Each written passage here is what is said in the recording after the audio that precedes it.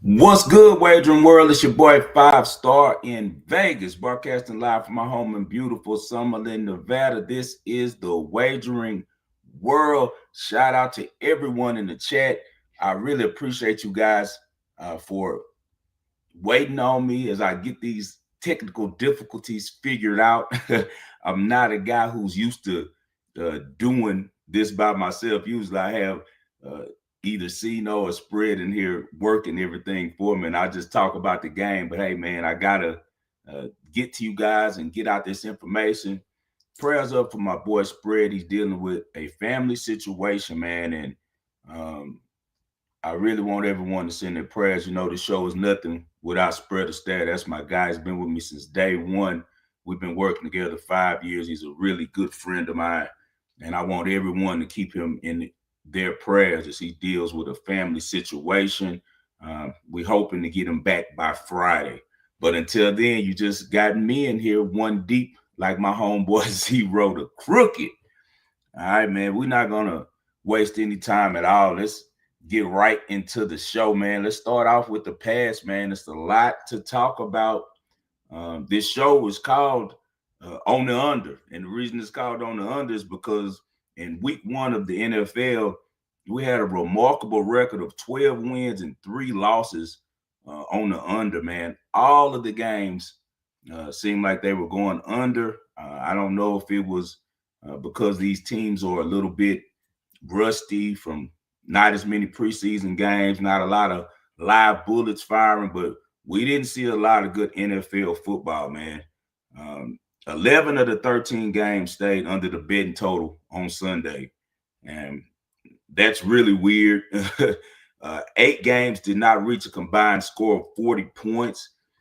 And it's crazy because the highest scoring game was the Steelers and the Jets. And come on, guys, like right now, we know that's kind of Vegas, right? Because no one would have expected them to score as many points when you have 50-year-old Aaron Rodgers, you got inaccurate Justin Fields, 2 defensive-minded head coaches, and the total was 37 and a half, and they end up combining for 66 points. So really a weird week in the NFL. If you're a total player, I always call guys who bet unders haters because it's really difficult to watch a game and not hope for teams to be successful. It kind of gets really boring, actually. And so I've always, if the times that I do dibble and dabble with totals, I always go over because who doesn't want to see a really exciting game, and who wants to hate on success for these teams and the quarterbacks and things like that in the offense? Because it's just, to me, a more exciting game when you have some points put up, as we saw on Sunday Night Football with that great game that we got between the Bills and the Ravens. So we got that in mind, but we're going to get to the past and go over a couple of the games that we gave out on the show last week. Let's start off, man, with Thursday Night Football. Kicked off the season in Philadelphia, and it was a really good game. You know, we had the Philadelphia Eagles at home, world champions, and they were defending their title. They began their title defense with the Cowboys coming to town. Dallas Cowboys with a really good showing. We did well on that game because we all were able to get the Cowboys for the first half plus 4.5. And we also were able to get the Cowboys for the game at +8. As I broke down to you guys last week, I'm a lot higher on Brian Schottenheimer than most. He put in the work. I mean, look how long this guy has been an NFL assistant for many teams, dating back to the Jets, way back when Chad Pennington was playing. And Chad Pennington's probably been a comeback player of the year, as I told you guys. Also was really successful with Seattle. The best years that we saw out of Russell Wilson were under Brian Schottenheimer. And as you saw this past weekend with the performance from Russell Wilson, he's a miracle worker. So I'm expecting a lot more from the Cowboys than most. I took the over 7.5 points on that game as well, because the over 7.5 wins for the Cowboys as well, because I just think that people are really underestimating the type of offense they're going to have this year, and they're really underestimating the type of coach that I think Brian Schottenheimer is. Matt Eberflus is going to get that defense better as the season goes. As you saw after the weather delay, they played a lot better. So I think that Jerry Jones, Stephen Jones get a lot of flack in the media, but they're a really smart tandem, a really smart father and son, and they are football guys. They're also business guys as well. Jerry has always wanted to be a football guy, and he's put in the work, not only buying the Cowboys for such a cheap price and turning it into a $1 billion franchise from playing at Oklahoma State, I believe, together. So, the media tells you one thing, but us, we like to deal with the real data. And Brian Schottenheimer has put in the work, second generation head coach. So of course, I expected more than him than a lot of people. I heard Colin was saying he thought that he was a horrible hire, and Nick Saban should be the coach of the Dallas Cowboys. And it sounds good, but I think that Jerry and Stephen know what they're doing. So we were able to cash on that one. As far as on the side of the Eagles, new coordinators. They got to figure out a way to get A.J. Brown involved. If they don't, we're going to see a lot of trouble in that locker room. A.J. Brown and Jalen Hurts have a really fragile relationship. So I think that they're going to have to figure out with their new OC how to get in the ball. And I also told you last week that we saw a lot of fallout there coordinators after the Super Bowl loss to the Kansas City Chiefs, and they're kind of set up for the same thing this year. Howie Roseman, really great GM, made a big trade this morning, got Tank Bigsby from Jacksonville for, I think, a 6th and a 7th round, so basically nothing. Bigsby was good with the Jaguars, so now they have a 1-2 punch to go with Saquon Barkley, so they don't have to work him so long. Now let's get to Friday. Friday, we took an L. I'm going to ride with Mahomes. Caught a little flat. OJ Money Show had to have a couple words with this guy who's DM'd me before for plays, who's, always bugging me for plays and stuff over the last year or so. And then now he wants to go into the chat and say that I'm a Lamar Jackson fan, I'm a Mahomes fan. You guys who follow me and been with me for the last 5 years know I have no favorites. I just tell the truth on what I believe in. Players become my favorites from the amount of money they put in my pockets, and no one has put more money in my pocket than Patrick Mahomes. Also, how can you deny the type of talent that Friday night? I know that the narrative was to make Justin Herbert the next thing, and they've been trying to push him for so many years, but all you have to do is go look at the highlights. Patrick Mahomes was simply brilliant in that game, man. Absolutely brilliant. He kept them in the game, made some of the most amazing plays you're going to see, especially that one where he's on 3rd down. It's a guy to have it down, and he's horizontal in the air before he hits the ground. He's able to complete the pass steal.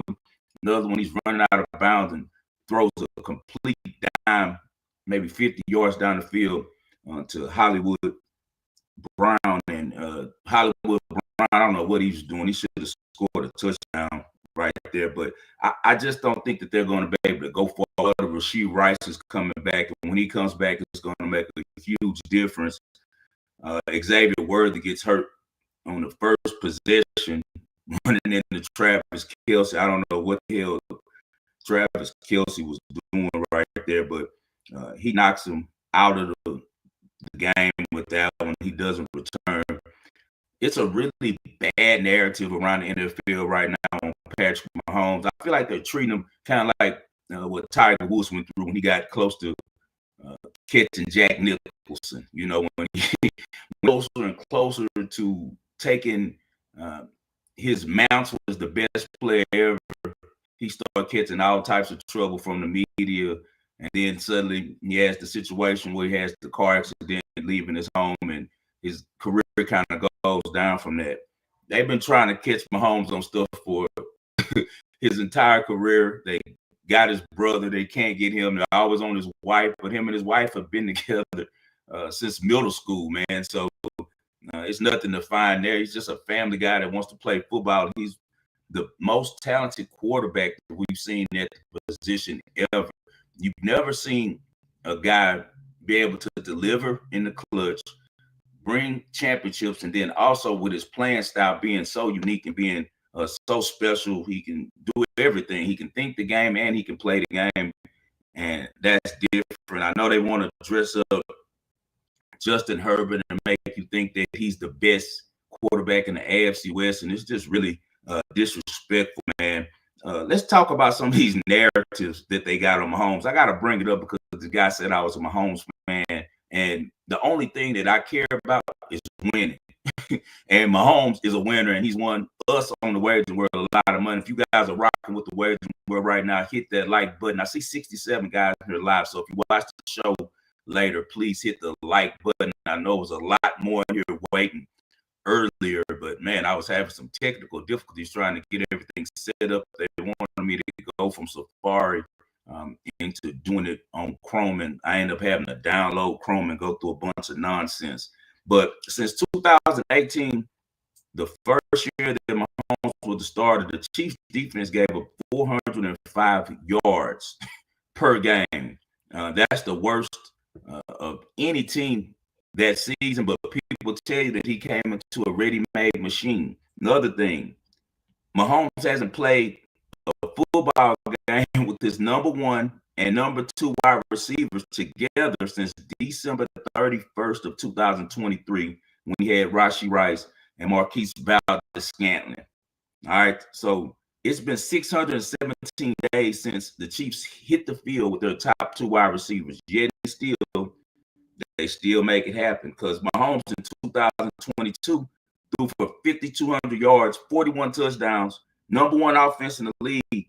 This is what he had as his supporting cast: Juju Smith, Valdes-Scantling, Jerick McKinnon, Isaiah Pacheco, Justin Watson, and Travis Kelce. So I think that was one of the more underrated MVP seasons ever. It's time that we start giving this guy his flowers, man. Like, you might be tired of him winning, but even if you're tired of him winning, you have to be a fool if you don't want to admit and see the type of talent he is and all of the things that he's done. What they say, you're breaking up kind of bad. Okay, is it on the volume, Taylor? I heard someone said that real quick. Okay, are you guys having a problem hearing me? We using all new stuff today, so I apologize, man. Everything's brand new. This is my first time going off the computer. Usually I go off of one of my phones that I have. So if you have it a little bit better, I did not bring my mic. We just moved into a new home, so I got to unpack my microphone. So I'm going directly through the speaker. Okay, I see T Slick. So they say it's cutting up. Okay, I apologize about that, guys. What's going on is that we're going through the speaker on the phone. Usually I have the microphone with me. Let's see, can I switch it up a little bit and see if I can make something happen with this. Let's see. Okay. Let's try this. What about now, guys? Am I still going in and out right now when I switch the microphone? What about now? Tell me if I'm going in and out, chat.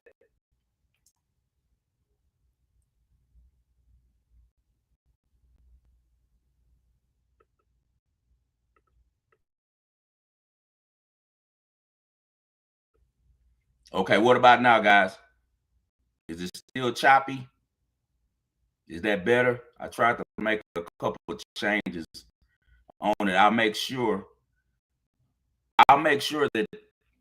Okay, great. Sorry about that, Hank. So, Nick, what I'll do, guys, is I'll make sure that I have the microphone plugged in when we come back on Wednesday, man. I apologize about that, man. Sounds a little better. Good. Okay. Thanks, guys. I appreciate you guys being patient with me. You know, I just want to get this information out to you. That's why I hurried up, rushed, and got on here and made sure that we got it. My first time was, say, my second or third time really doing this myself, but usually I do it from one of my extra phones, I found that it's a lot easier to do the show from off one of my iPhones than it is to do it on my MacBook for some reason. I think it's because the microphone that I used to use last year doesn't fit on my new MacBook, so I have to get a different extension because for some reason I think the portholes are different, man. But I appreciate you all for rocking with the way in the world. It's all love. We're going to get through the show. We're going to get this information out to you. Hopefully, I do sound a little bit better. You can hear me a little bit clearer. As I said, we're going through the microphone that's on the computer, so it's probably not that good, or it might be limited. Also, I'm inside of a room in the house, so with me being inside of the house, we might be getting a slight echo too. So I apologize about that. But as I was telling you guys about, I just think that Mahomes is really underrated, and I don't like the way that the media has been covering him of lately. It's like I know that they're tired of him, but that doesn't stop the results that we're seeing on the field. The loss wasn't on Mahomes. It just was they didn't win. And it was also, I think, an agenda game. You know, Justin Herbert is the guy that they've been talking about so long. The league wants him to do really well, so bad. Not only are they in Los Angeles, not only does he have a great coach in Jim Harbaugh, Jim Harbaugh, but it's just the narrative doesn't fit if he doesn't become everything that all of these fanboys who write in the media who like him want him to become. So as we saw on the play that sealed the game, it was clear as day a hold by the running back. See any call, any flag.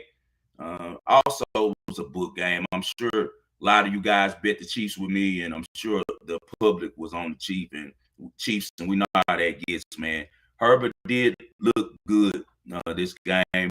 Looked a lot better than he was before, but can he get it done in the playoffs when it matters? That's the thing, because the last playoff performance I saw when he played it in Houston, it didn't look like he was ready to be anything like Mahomes, because Mahomes raises his levels in the postseason, and I haven't seen that from Herbert yet. Another thing that really ticked me off about this game was how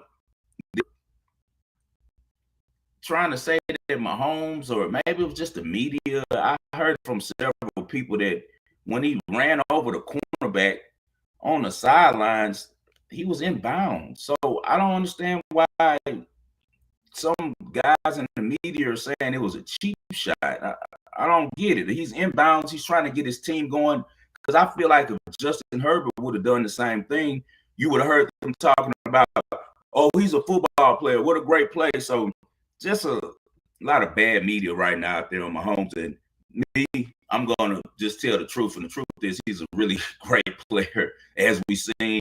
What's up, Jason? Peace to you too, brother. Peace to you, man. Salute out to Shaq, man. What's up, Shaq Zilla? I appreciate you showing love, man.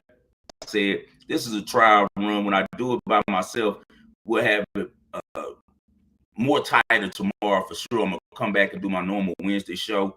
I'll go to wherever I need to go and find the right type of cord from Best Buy or somewhere in order to be able to get the microphone sound that we need so you guys can get a good sound. Or either I'll go and grab some headphones. Until then, let's just try to make do with it the best that we can, guys. Let's just try to make the best of it that we can, guys. I try to bring the computer a little closer and see if that'll help some as well, because it is sitting a little bit off.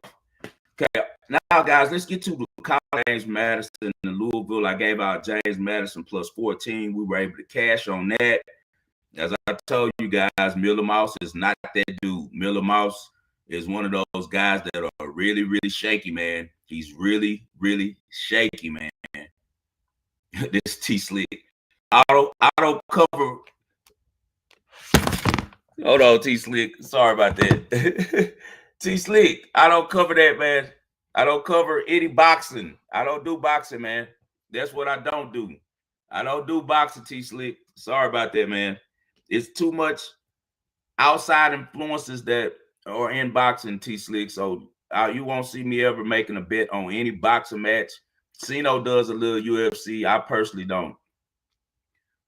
But getting back to the past, James Madison, we get the cover. They could have won the game if Alonzo Barnett plays better in the second half. He didn't play well at all.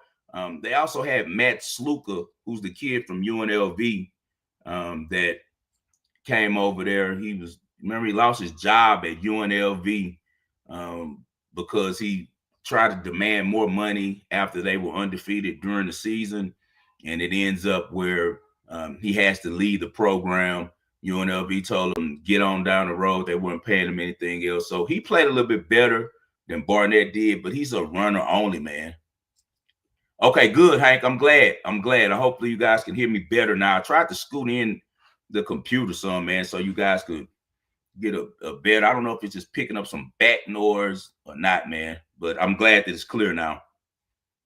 All right, let's get to Saturday's game, man. We did really good on Saturday. We got in Iowa and Iowa State. We had the +3.5. We were able to cash that one. Just the regular old Cyhawk series game on that one, man. It's nothing that we've never seen before. All of those games are the same. They're going to always go under on the points, and it's going to always be real tight.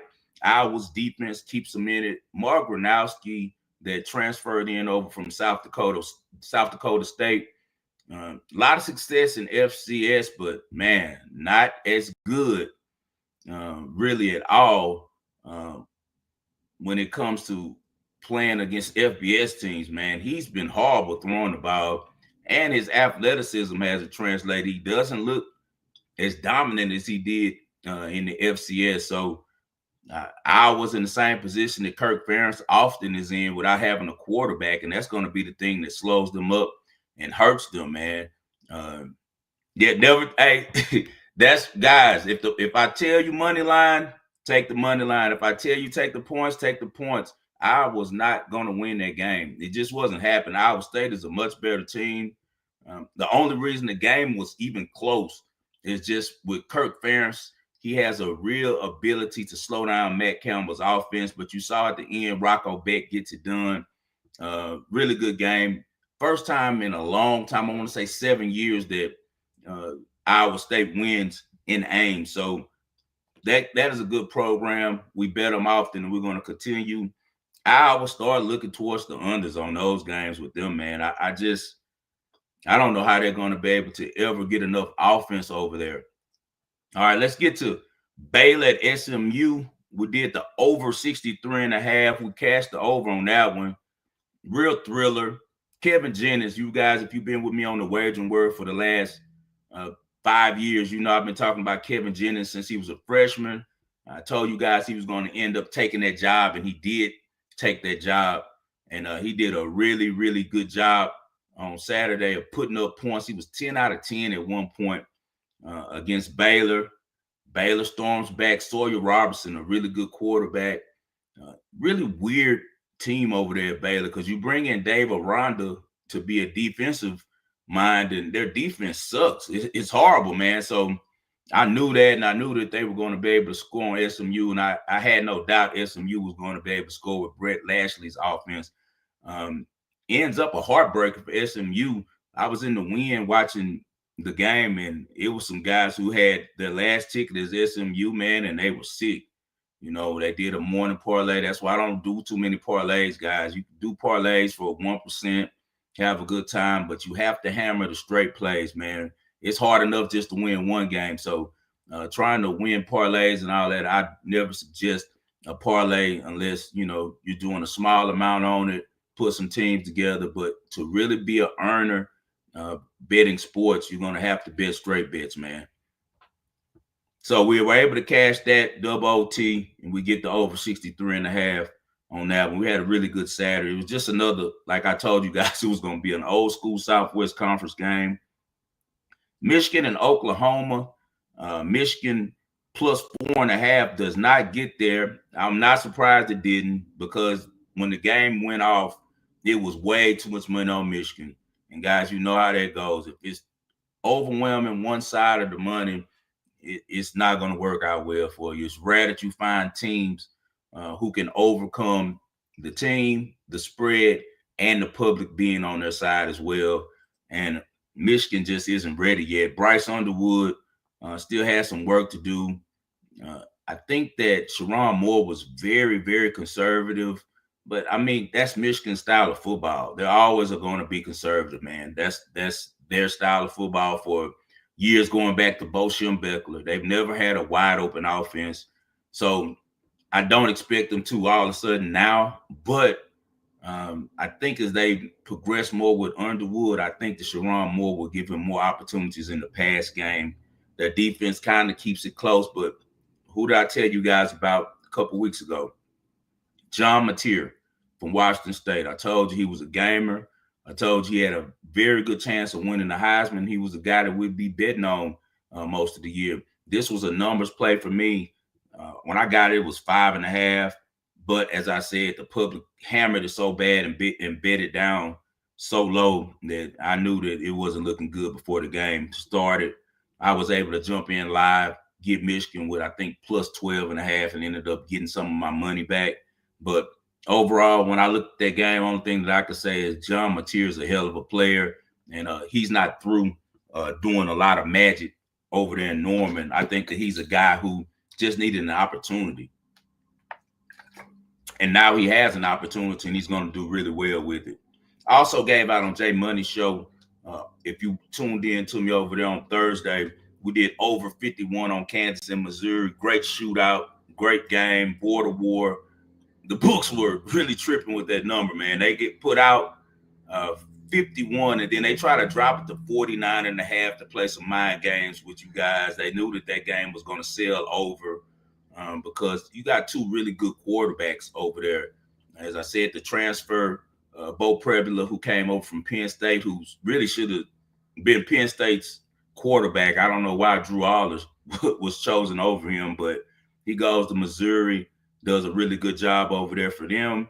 And then you got Jalen Daniels for Kansas. He's just a hell of a player. 5 years, been there, maybe 6. Been there forever, but he can play. He knows how to run Lance Leipold's offense. They sail over the 51.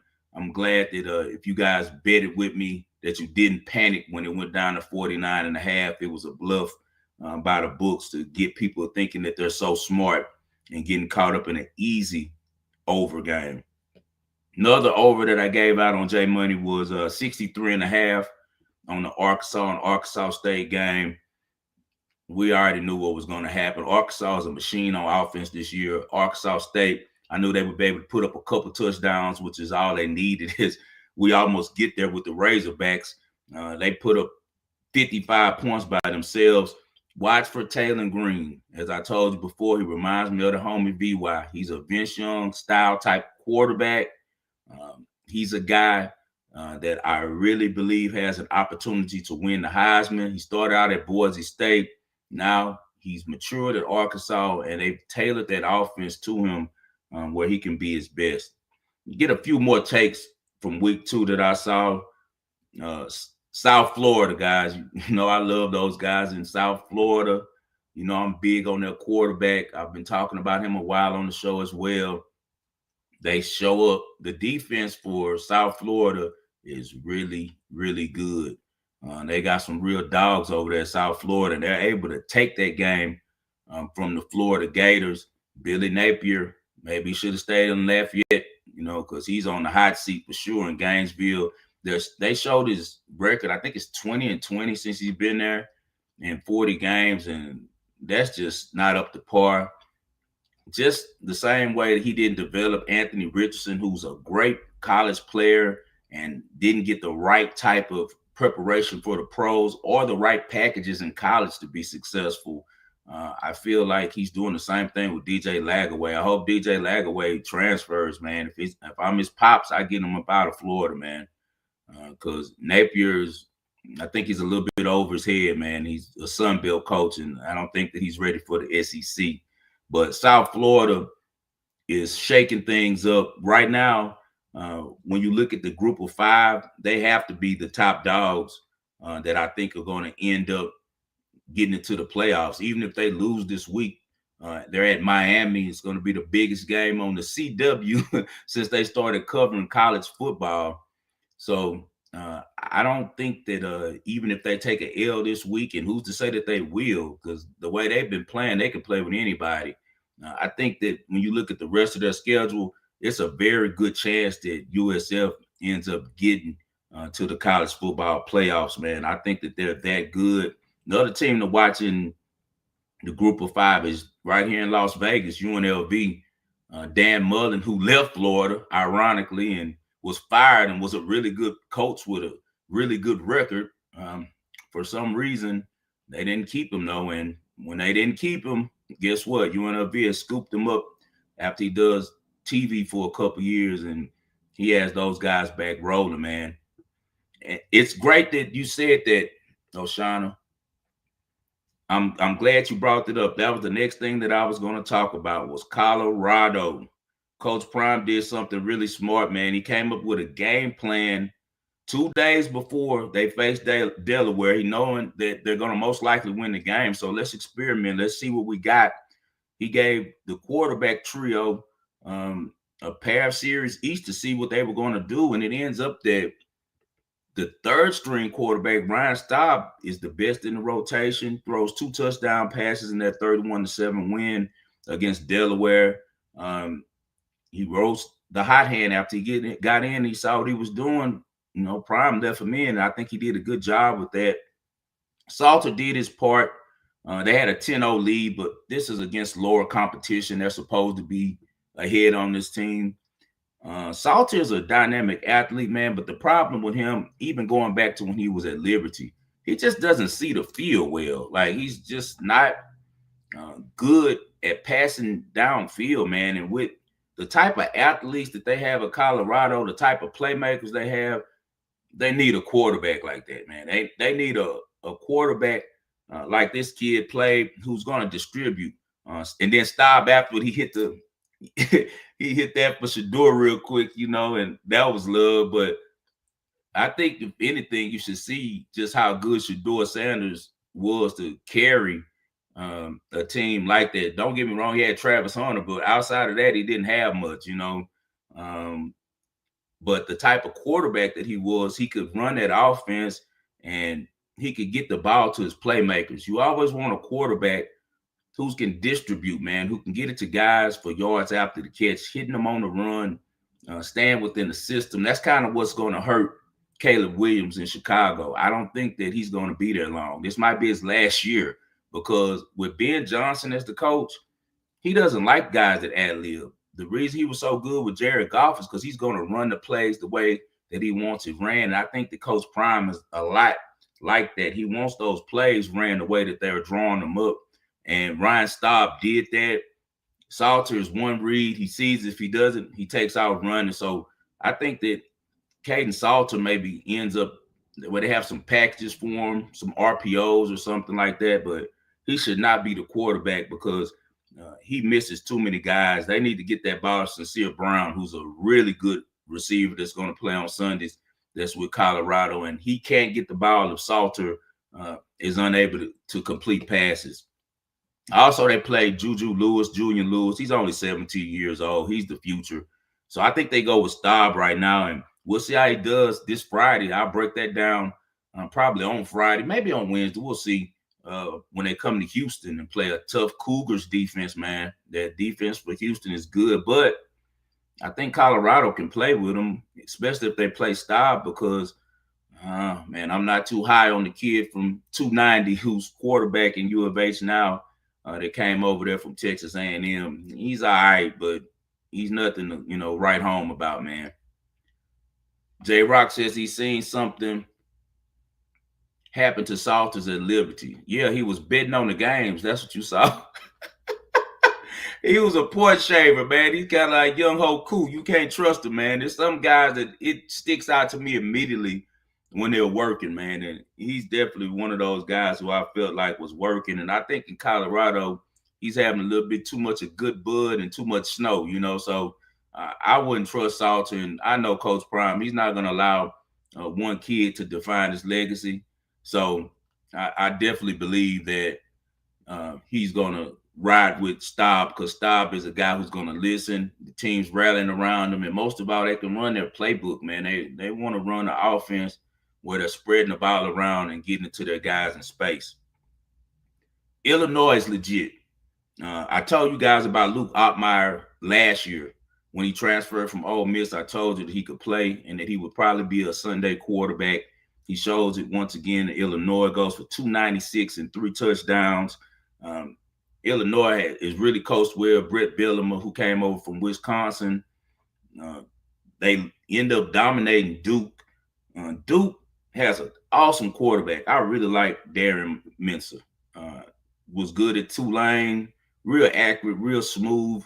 I don't know if this is blasphemy, but I kind of compare him to Warren Moon. He's that type of style quarterback, real accurate with the ball, those tight spirals. But his problem is going to be dealing with Manny Diaz, man. Manny Diaz just doesn't have things buttoned up. He brings over that same type of mind state that was at Miami under Mario Cristobal, where they just don't cross their T's and dot their I's like they need to, man. And he ends up really hurting his team. The game was 14-13 at halftime between Illinois and Duke. Duke comes right out, get a 3 and out. They punt. And when Illinois is punting, Duke has 2 guys in the game with the same jersey number on. Like, this is stuff that middle school coaches don't do. So Manny Diaz getting paid millions of dollars and doing that type of stuff is just unforgivable. Everything goes downhill after that. Illinois drives, gets a touchdown. They go on a 31-6 run in the second half to end up making this really a lopsided affair. And it all started with Diaz just doing something silly and allowing 2 guys with the same number to be on special teams, man. Illinois, as I said, well coached, strong defense. They got a running back, Caden Fegan. He's one of the bigger backs we've seen. He's almost Derrick Henry size. He's 6'3", 250. Doesn't have the speed of Derrick Henry or the wiggle that Derrick Henry has, but man, that kid is a really large human, and he's a good running back. Also, I like the receivers as well. Hank Beatty is a jitterbug type of guy, special teams type of dude, good in the slot. And Justin Bowick, 6'4", 200-pound playmaker on the outside. So I'm looking for Illinois to shake some things up in the Big Ten when it starts off, man. All right, let's get into a little NFL, guys. Let's talk about some of the plays from last week on that. Lions and the Packers. Spread is able to cash the Packers on that one at -2.5. I ended up not playing it at all. It was a game that I had an opinion on, but I didn't play it in the group. None of us played that game. But I could tell you what, I thought that the Lions were going to be okay without Ben Johnson. Maybe neither of them will be good without each other, because Ben Johnson and the Bears didn't look too hot.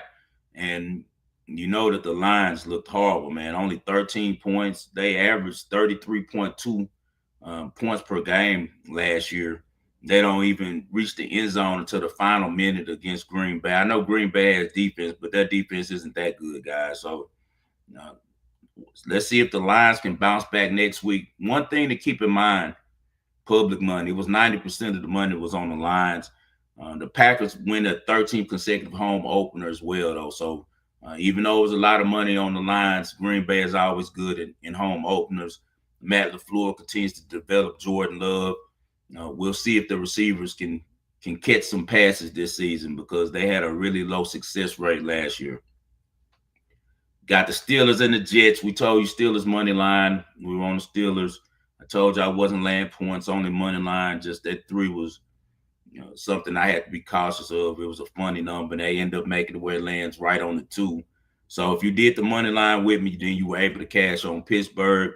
If you remember, I told you guys that Aaron Rodgers would be a lot better this season because he was on the second year off that ACL. He hasn't forgotten how to throw the ball, guys. So, he can really still spin it. He had 4 touchdown passes. DK Metcalf looks revived. He looked really good with the Steelers, averaged 20 yards per catch. So I think the Steelers are going to surprise some people if they can get the defense together, because they have no business giving up 32 points to Justin Fields in that offense. Justin Fields was accurate. He kind of looked like Ohio State Justin Fields, and He was a really good player in college, but in the pros, he hasn't been able to read the defense as well. But he did a really good job in this game, keeping the Jets in it.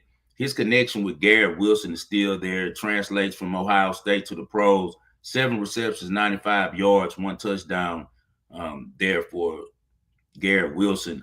Garrett Wilson is going to have a huge year because the offense is going to basically be him and Justin Fields. You know, we might get a little Brees Hall and the other kid that's the running back who's a big, strong, fast kid as well. But I think when it comes down to throwing the ball, it's going to be a bunch of Fields to Wilson. So if I was you, I'd go on fantasy and grab Justin Fields as a quarterback to have stashed. And I'm sure Garrett Wilson is probably already picked up in most of you guys' leagues. Aaron Glenn, another guy, DC, but how good is he on defense? I never felt like the Lions' defense was as dominant as people thought. I know Aaron Glenn is a great microphone guy, great dude, right from Houston, went to Nimitz High School, Texas A&M guy, but I don't know if his schematics are as good as people hype it up to be on defense because, as I told you guys on the show last week, the Lions didn't make it to the Super Bowl because of the defense. It never was the offense when they had their problems. It was them blowing leads and not being able to stop Washington. So we'll see what type of coach Aaron Glenn is up in New York. Go out to LA, my Texas man. Another one where the money came in really late and heavy on the Texans. A lot of Houston guys bet. I've seen Texans fans all over the win in Las Vegas. So I'm sure that they came in and pumped up the money just a little bit too much. Still, with that said, the Texans had a really good chance to win this game. I'm really disappointed in Nick Caley, who's the OC for the Rams. He came under McVay, worked with Kevin O'Connell, and the best thing that both of those guys do, in my opinion, they're great head coaches, period. But the best thing that Sean McVay does is he always gets his wide receiver one the ball. It doesn't matter whether if it was Cooper Kupp and later Puka Nacua. He's going to figure out a way to get them uncovered, figure out a way to get them where they can get off the line of scrimmage, figure out a way to keep them relevant in his offense to make sure that they get all the balls. He's going to get his best players the ball. Kevin O'Connell does the same. Draws up things for Justin Jefferson. Jordan Jefferson's brother to play quarterback at LSU. For Justin Jefferson, where Justin Jefferson, even though all the defenses are worried about him and trying to stop him, you still can't stop him because of the play designs by O'Connell. I thought that Nick Caley would come bring that same facet to the offense for the Texans and really know how to use Nico Collins. Nico Collins gets 5 targets, only 3 receptions and 25 yards. And in my opinion, that makes no sense, the type of player that Nico Collins is. So the Texans have to figure out a way to be better on offense. DeMeco Ryans is a great defensive coordinator, probably the best defensive play caller in all of the NFL. But the problem is he's not a good head coach yet. He's still learning how to be a head coach and manage both sides of the ball. I don't like that both his hires on offense have been guys who've never been OCs, never been play callers. He has to humble himself and not be afraid to bring in a big personality. He should have went and got John Gruden. Like, you got to go get a guy who's experienced and who can lead that offense and that gets as much respect in the room as you. Great leaders learn how to delegate. To be a real boss, you got to learn how to delegate and not always want to be the smartest guy in the room. So DeMeco has 2. Well, we're going to see if this Nick Caley hires bad. It didn't start good because it's the first game, but Bobby Slowick, not that good. As you see, he's went over to Miami now as the pass coordinator, and we haven't seen the Dolphins look this bad in years on offense. And now he allows Nick Caley to come in and be the OC, and I don't like anything that he did. At the end of the game, you have an opportunity to win the game, and you're designing plays for a special teams player. Dari Gumbawali, whatever you say his name, you know what I'm talking about. Dari is what I call him. His sister plays in Dallas, however you pronounce his name. Dari has no business having plays called for him. Like, it just makes no sense. Like, you should not be getting the ball to him in these situations. This kid had 20 carries and 20 receptions average over 6 years in the NFL, and you're designing plays in crunch time near the goal line for him to be the main target. Come on, man, that makes no sense. Get the ball to your top guy. Get the ball to Nico Collins. Better designs. We need that. Puka Nacua had 10 catches for 130 yards with McVay. You don't think that the Texans were number one thing that they're trying to do is stop Puka Nacua, but they couldn't because the design by Sean McVay is always going to allow his wide receiver one and his best players to get the ball. As you see, they close out the game with a pass to Nacua. So I think that the Texans just need to do better on offense. D'Amico is going to have to focus more on the offensive side of the ball. As I said, best defensive play caller in the league, but it's bigger than just defense. No other team probably holds the Rams this year to 14 points. So that game should have been won by the offense. Just, bad play calling by Nick Caley. We're going to see if the O-line is better. Right now, it seems like C.J. Stroud has PTSD. He's shook because there's always a guy in his face. So now he's seeing ghosts. Even when the pocket's clean, he's a little antsy.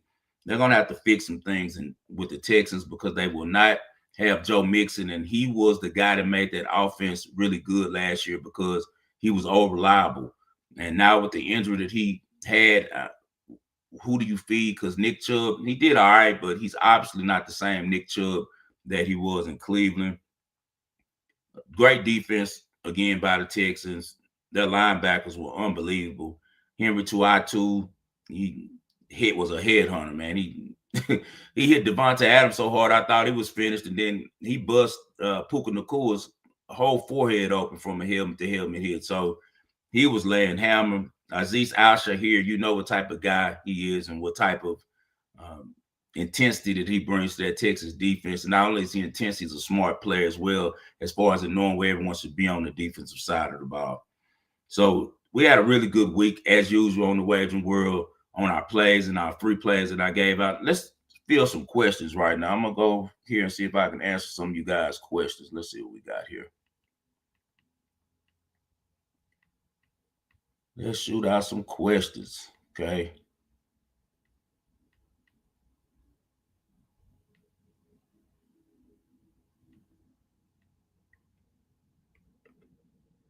I thank you, Michael Walker. I appreciate that, man. College football is my thing. It's my favorite sport to bet. So we're going to always do good on that. That's why Spread said he's ready to quit working. I don't work.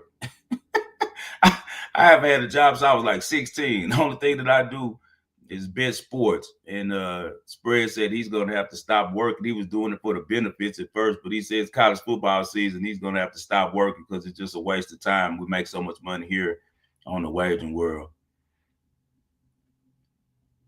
All right, let's get our first question. J Rock put in at 9:48 a.m. So I got to make sure I get to you, J Rock. He's always been down with the Wagering World. Shout out to my homie J Rock. All right. He say Chargers O-line looks better with Joe out at left tackle. Hope we ain't get it too bad on Chiefs game. Joe out did look good, man. That's for sure. My guy Tim says, how much trouble are my Detroit Lions in? Tim, my guy, member of the private group. Man, Tim, I can tell you this. Detroit is only game one, so we're not going to overreact, but we haven't seen that offense look that bad in a long time. I think Dan Campbell's smart enough to make some adjustments. And once again, I think they got also caught up in a book situation where it was just too much money on them as well. On the road, they won 6 straight against the Packers, so the Packers were extremely fired up for this game. So I think the Lions will be okay. They are in the tough division, as we seen last night. Minnesota is going to be there. I don't believe it's a better coaching staff in the league than Minnesota. I mean, you got Brian Flores and Kevin O'Connell together, and that's the type of thing that I was talking about when it comes to D'Amico Ryans. Kevin O'Connell is a brilliant coach.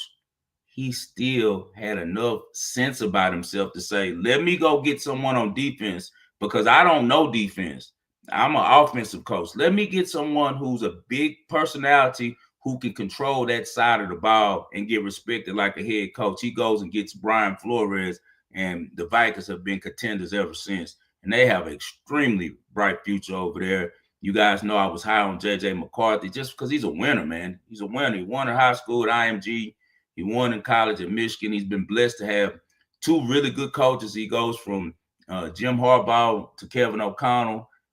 Most of all, I think that he's a guy who's very coachable, man. Has a lot of heart, some big throws he made last night in the fourth quarter, man. Soon as he shook off that fear, if you remember, I told you guys on X, like he's just scared right now. When he got comfortable, he was a handful. So the Lions have to be careful, man, because a lot of people are picking them to not make the playoffs this year, Tim. So we'll see. We're not going to overreact. I still have a lot of respect for Dan Campbell. You know, I love Jared Goff as well. So I think they can get together. Zeke says, what are your thoughts on the Bears the rest of the season? Shout out Zeke. Zeke, I'm not expecting much from the Bears. I think that it's going to be a broken locker room real soon because, as I told you, I know Caleb Williams, family, good, strong people, but Caleb is an entitled little dude, man. And he likes to march to the beat of his own drum. He likes to do what he wants to do. And that's not going to work well with a coach like Ben Johnson. Ben Johnson is a mad scientist at drawing up these offensive plays. You think that after he spent 8 hours in there a night drawing up plays and figuring out ways to find the weaknesses on defenses, he wants Caleb Williams to drop back, look at one read, and then just go rogue and do whatever he wants to do and try to show off his speed and his talent. Horrible thing for Caleb Williams with him coming from Jared Goff, a guy that's going to run his plays, a guy who isn't into look at me, who isn't into doing too much, who's just a guy who wants to win and elevate his team. I don't think that the Caleb Williams and Bears marriage is going to, do well. I took the Bears in the group last night, first half, and we were able to cash, and then we took second half on the Vikings simply because we knew J.J. McCarthy hadn't got a lot of play in the preseason because he had a little injury or something he was dealing with, and also just his first time dealing with live bullets. Whereas you got Caleb Williams with something to prove, second season, and I also know the way that Ben Johnson draws up offensive plays. So I knew that they would be leading at the halftime. But after I saw that the Bears only mustered 10 points out of the first half, it was an easy call for me to go second half. And personally, I went money line on the Vikings after they went down 17-6 and he threw the pick six, just because Brian Flores is too good of a defensive coordinator to allow Caleb Williams to continue playing backyard football and beat him. When I saw that Caleb Williams wasn't running the plays, he wasn't being patient, he wasn't trusting the process, and instead was kind of doing his own thing, I knew that the second half was going to be over for them. And I also knew that Kevin O'Connell would make the adjustments that were necessary as well. Let's get to some more of these questions. DT says he's really liking Colorado plus 5.5 against U of H in Houston. I appreciate you for tuning in, DT. Still got a little bit more research to do on that, guys. We got to see where the money's at. Like the handicap has to go with the money as well with these teams. The difference between a team like Illinois, why they are so good and I got so much respect for them, Illinois was able to not only beat Duke, beat the books, but they also beat the public because it was 81% of the money on them. When teams can do that, they're special. Good teams win, great teams cover, special teams, they cover, and they're able to beat the public. So I'll wait a little bit on that one, and I'll let you guys know before Friday my opinion on it. I know that it's going to be a tough trip for Colorado because, man, in the trenches, Houston is the real deal. They have some really good guys. What's up, my homie Skeet, man? Shout out Skeet. His son is a running back over there at McNeese State, man. Always love for you, Skeet. All right. Do you think Daniel Jones was a bad quarterback or just on a bad team with the Giants? Hank says. Coaching matters. Coaching matters. I think Daniel Jones lost his confidence. He was a solid quarterback in the ACC at Duke, one of the better players that came through. He has everything that you need to be successful. I mean, he's a smart guy. He's 6'4". He Probably runs about a 4.6. He can throw the ball. But I won't let that Miami performance, kind of get me too much on the Daniel Jones bandwagon yet.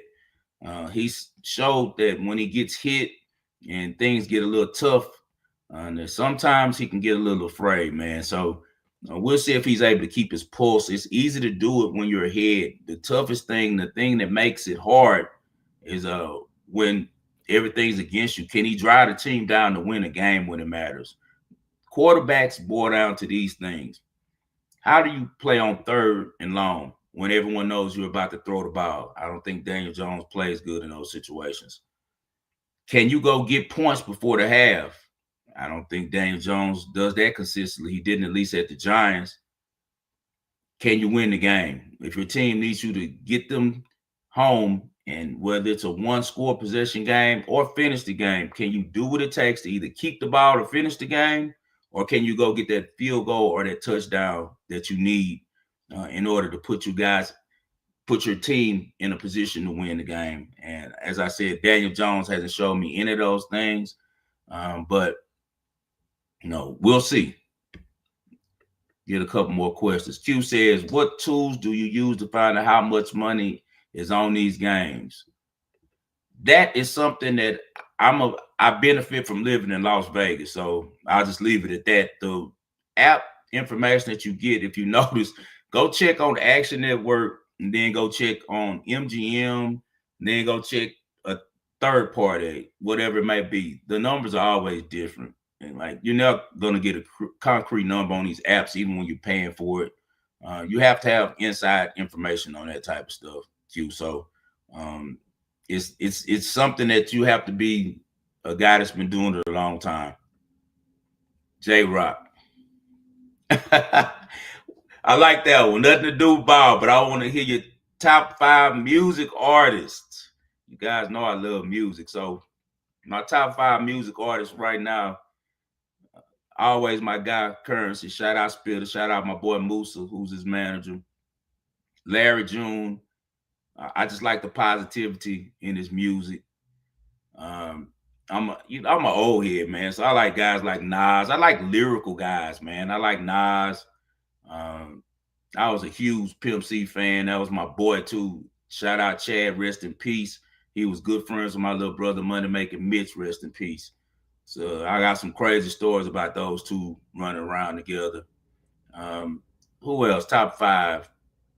I mean, Jay-Z's total work, you got to put him up there. Kanye, before he kind of went off the edge, he was really good, back in the game. But currently, what's always in my deck that I'm listening to, I'm all about positive energy, positive vibes running through me, making money, staying on the right path. So I'm a Currency guy. I'm a, little bit of, I was going to say Jay Worthy. He's on some features. I don't really play his music by himself, so I'm not going to even say Jay Worthy, but definitely Larry June and Currency are my 2 top guys, man. So if you guys want to have the mind state of a winner, if you want to have good positive vibes going on, man, you got to always pay them. They said rappers. Now, I agree with you on that one, Shaq Zill. I definitely love Sade, the beautiful Capricorn, man. She's a legend. I still listen to her on Sundays in the morning when I'm cleaning up before the football starts, man. All right, let's see if I can find a couple more questions before we get out of here. Lester Kirk says, can KC stay in the mix without Worthy and Rice? Yes, they can, just because the greatness of Patrick LeVon Mahomes. I expect them to surprise some people against the Eagles this week, actually, as well. But after that performance against the Chargers, we're going to see a lot of Eagles money, and that's what we want to see is KC backers on that game. So I appreciate you guys for all of the Q&A. I enjoyed doing it with you guys. Now let's get to the ball and parlay. I'll get to the present tomorrow, and we'll break down some games. Let me give you guys a winner real quick. There's some tennis going on in Guadalajara, Mexico. Let's go with Zenit Sanmez, young Turkish girl, against Tatiana Marie, who's a 38-year-old vet. Her game is more suited for grass. She's not as good on hard court. She has some wins on hard court, but she's getting long in the tooth. She's dealing with a young, hungry 23-year-old in Samez who's going to really press her, who's going to really play with a lot of energy and get a lot of shots back. And the way that Maria plays, she a lot of drop shots, a lot of slice. She slices continuously. I hardly ever see her just hit a backhand or a forehand. It's usually slices. That means that if you're a power player like Samez and an aggressive player like her, you have a lot of opportunities to hit some kill shots. And I think that she'll be able to do it against Maria. Let's put her at -175 with my girl Magna Lynette. Lynette, the Polish girl, plays Emiliana Arango. Arango is just one of those pusher type of players. She's running around doing nothing. She don't have a lot of power, can't protect the serve. So give me Lynette -380 times Sonmez. That's Sonmez, Sonmez times Lynette, Linnette on WTA tonight. Those two legs together will pay +116. I'm also looking forward in Guadalajara to see my baby, Sloane Stephens. That's one of my favorite tennis players ever. She's right up there for me with Coco, Carolyn Muhova, Serena, Vandrusova. Just one of those girls that I really enjoy playing. My first big tennis win actually was when Sloane won the U.S. Open. I had just moved to Vegas, and I told my wife, I'm like, I've been watching this tournament. I think Sloane's going to beat Madison Keys, and she was like +180 or something like that. And I remember I ran down there and put $3,000 on it, man. And I never forgot that day. And I also have always been a fan of Sloane Stephens since then. She's fell off since that U.S. Open championship. Just a lot of fame. She's a beautiful woman, married a guy who's rich and famous as well, and Josie Altador. I'm surprised they haven't had any kids yet. So I think that she's just enjoying her life right now. We'll see how motivated she is tonight. She is playing a girl that she can beat, though. She's playing Stefanini. Stefanini is just up and down from Italy.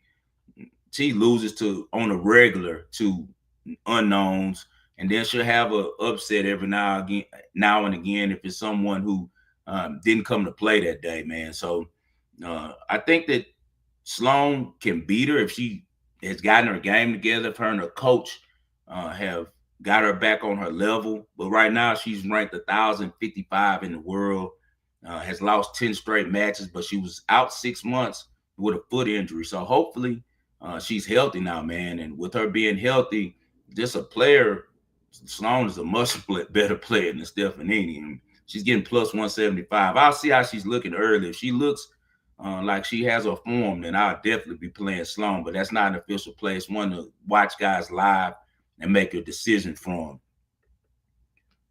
Hey, I appreciate you, brother. I appreciate you all, man. A little choppy today, unfortunately.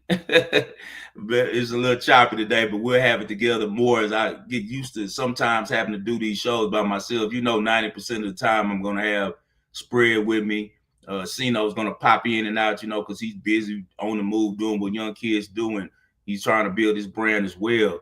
But me and Spread are going to be a constant here. It's just that Spread right now is dealing with a real serious family matter, man. And as I said, let's make sure that we keep him in our prayers, man, because we just want everything to work out for him and his family. And also, I look forward to him being back on the show, hopefully by Friday. Tomorrow, I'll be one deep again.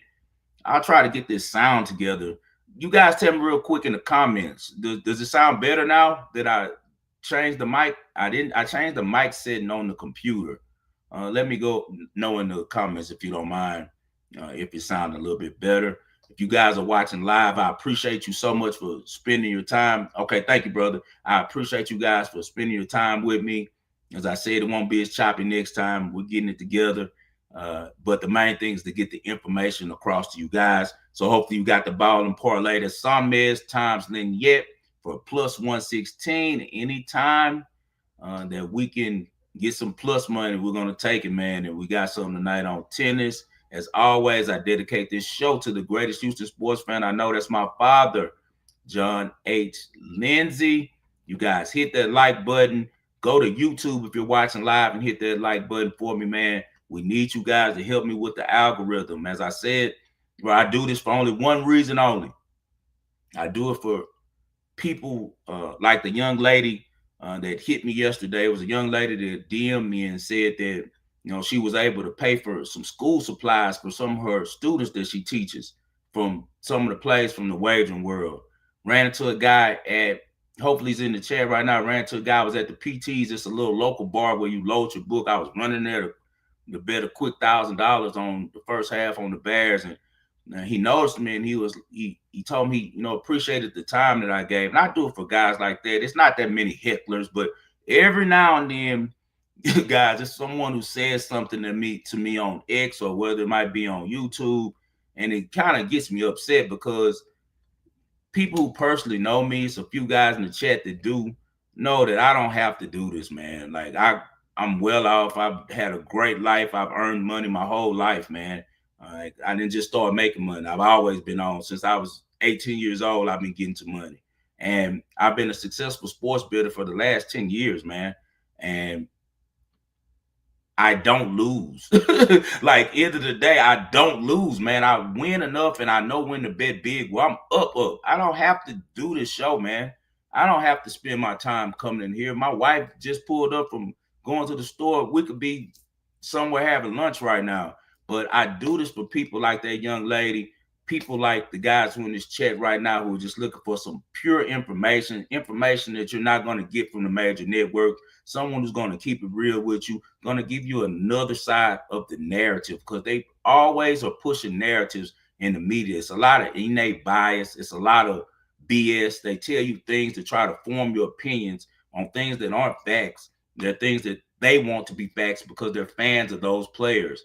So I try to get on here and just share a different perspective, try to open your mind up to different ways of attacking sports betting, and kind of seeing that the media is full of a lot of BS and they try to push it on us. But man, always trust yourself, trust your eyes, trust what you believe in, man. And I do this for always the underground and the underdogs, man. That's why I come on here. That's why I spend my time. I don't make a penny off of YouTube. So you guys, hit that like button. Let's get the algorithm up so that after 5 years of doing this, maybe I can one day get a check or something for doing it instead of just coming in here doing charity work, man. But I love spending time with you guys. That's why I do it, man. And I love giving back, man. So I'll talk to you guys tomorrow. This is the Wagering World.